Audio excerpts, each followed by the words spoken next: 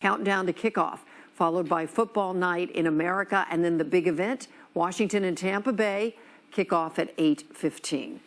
But still ahead tonight, a state of emergency in the district. Our team of live reporters has every angle covered for you.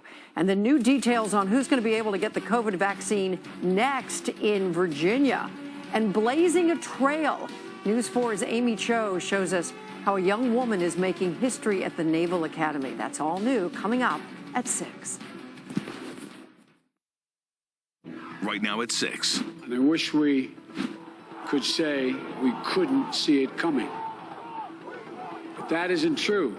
The urgent questions surrounding security failures at the Capitol after a mob of pro-Trump supporters takes over the building. The investigation into how it was allowed to happen. And why this response was so different than ones in the past. New details on the tactics investigators are using to identify the rioters who stormed the chambers. We still have a significant amount of work ahead of us to identify and hold each and every one of the violent mob accountable. Plus, the growing calls to remove Trump from office. Remove this president by immediately invoking the 25th Amendment. And what's happening now to make sure the inauguration is safe? And where does Washington go from here? Hopeful that this brings to the surface some of the deep challenges that we face and have to address. Live team coverage starts now. Live right now at 6, darkness has fallen over Washington 24 hours after a mob incited by President Trump took over our seat of government. They created chaos, but they failed to overturn the will of the people. It'll go down as an infamous day in the nation's capital, and one that could have been much, much worse. Welcome into News 4 at 6 this evening, everyone. I'm Leon Harris. And I'm Doreen Gentzler. Tonight, Washington's acting U.S. attorney says he will consider bringing charges against anyone who incited yesterday's mob attack, including President Trump himself. Overnight, Congress signed off on the Electoral College vote count. President-elect Joe Biden and Vice President-elect Kamala Harris will be inaugurated January 20th. The state of emergency in D.C. has been extended through the 20th. The National Guard has been mobilized for 30 days, and thousands of additional reinforcements are on the way. 4 people have died, including a woman who was shot and killed inside the Capitol. More than 60 have been arrested. And there are growing questions about why Capitol Police were not better prepared for the attack on our democracy. And amid growing concern about President Trump's efforts to block the peaceful transfer of power, today the most powerful social media company in the world banned President Trump indefinitely. This as President-elect Biden blames the president for the attack. The past 4 years, we've had a president who's made his contempt for our democracy, our Constitution, the rule of law, clear in everything he has done. He unleashed an all-out assault on our institutions of our democracy from the outset.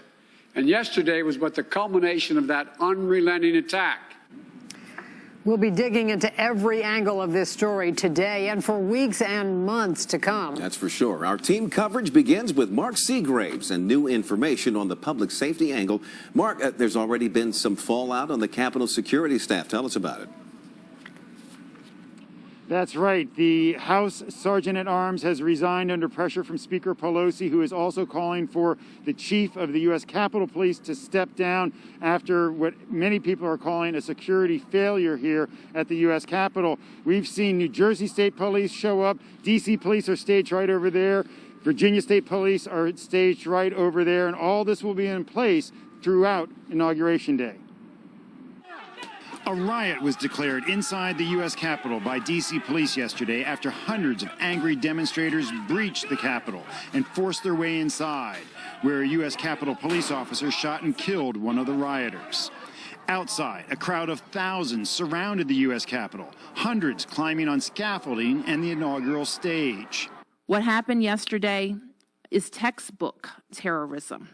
Police eventually used flashbangs and chemical irritants to force the crowd off the Capitol grounds. Where the two sides faced off last night, there is now a 7-foot non-scalable fence being installed that will encircle the entire U.S. Capitol grounds, and thousands of National Guard troops from across the region are being sent to D.C. There will be 6,200 guardsmen in total by the weekend here. These personnel and this security measures will be in place for no less than the next 30 days.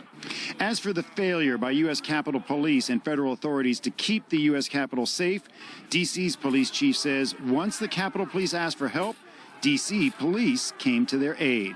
What we did do was restore democracy. There was no intelligence that suggested there would be a breach of the U.S. Capitol. The chief of the U.S. Capitol Police issued this statement saying the Capitol Police had a robust plan established to address anticipated First Amendment activities. But make no mistake, these mass riots were not First Amendment activities. They were criminal, riotous behavior. The Secretary of the Army also told reporters there was no intelligence suggesting a riot could break out inside the U.S. Capitol. Had no wildest imagination that you could end up breaching the Capitol grounds. There was already one arrest here this morning.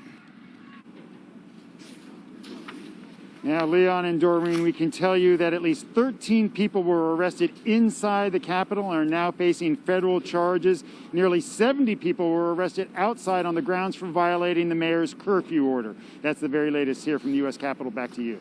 All right. Thank you, Mark. Mark Segraves reporting live. New documents from the Justice Department show that rioters didn't just come to protest the election, they came to cause harm. The DOJ says one person arrested near the Capitol yesterday had 11 Molotov cocktails ready to go. Investigators also found 2 pipe bombs, one outside the Republican National Committee records. The U.S. Capitol Police are dealing with the fallout and the damage to their reputation. As News4's Scott McFarland reports now, despite all the questions, police are only offering a few answers. While defending the U.S. House and Senate, Capitol Police were also forced to defend themselves. 3 congressional and police sources tell News4 at least 60 officers suffered injuries. At least one of them is in critical condition. And from shots, fired. The head of a national organization of federal law enforcement officers tells News4 the images from yesterday indicate the officers were outnumbered. These officers should have been in full riot gear. The U.S. House Appropriations Committee today announced it will launch a review of what went wrong, and that committee controls the police department's budget and has oversight. Recent investigations by our News4 I-team showed growing pressure on the agency before yesterday. A 75% spike in threats against members of Congress just since 2017. And this warning from the agency's internal inspector general in summer 2019, alerting the police department of challenges in protecting and securing the complex, and citing issues with the budget, with recruitment, and with training. The agency's police chief, who's less than a year into his position, did not answer questions in the first 24 hours after this crisis. The chief issued a written statement saying the agency had a robust plan, called the actions of officers heroic, and said there would be a review of the incident. The Capitol Police is far too secretive, acts like a force unto itself, and that's one of the matters that needs to be investigated. The Capitol Police answer to Congress itself. The best chance of getting clear answers would come from a congressional hearing, but Congress is recessed until at least Inauguration Day, which means answers won't come for days, if not weeks or months. Scott McFarland, News 4. And we're just getting some breaking news about all this. A spokesperson for the Capitol Police says Capitol Police Chief Sund is resigning from the job that he's just started over the summer. His resignation takes effect January 16th, so right before the inauguration. Leon? Doreen, Maryland Governor Larry Hogan says that President Trump is a threat to the American people. Earlier today, he gave an update on Maryland's help in securing the Capitol after yesterday's siege. But when he was asked about President Trump's involvement in the attack, he said this. I think there's no question that America would be better off if the president would resign or be removed from office, and if Mike Pence, the Vice President of the United States, would conduct a peaceful transition of power over the next 13 days until President Biden is sworn in. Governor Hogan went on to say that Maryland will continue to assist the district with security through the inauguration. Now, just within the hour, the White House press secretary made her first public statements on the attack. Press Secretary Kayleigh McEnany appeared in the White House briefing room, and she made a statement that lasted less than 2 minutes, saying, quote, the entire White House condemns yesterday's violence and is committed to a peaceful transition, end quote. She did not take any questions. The statement comes amid obvious signs of a White House in turmoil this evening. Alice Barr joining us now live to break it all down. Alice, what's the latest? Leon, President Trump's days in the White House are limited, but right now his power is not. And that is leading to this sudden and serious effort to try to push him out of office early.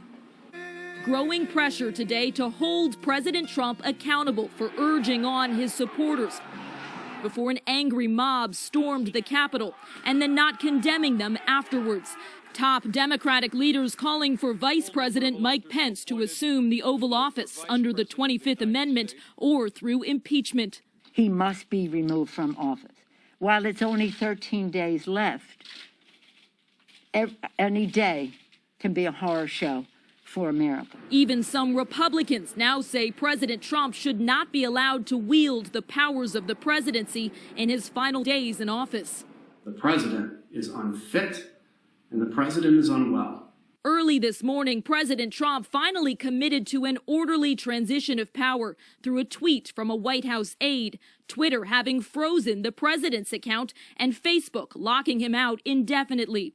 The statement came minutes after Congress finished counting the electoral votes, affirming President-elect Joe Biden's victory. Biden today squarely blaming President Trump for the chaos at the Capitol. He unleashed an all-out assault on our institutions of our democracy from the outset. And yesterday was but the culmination of that unrelenting attack.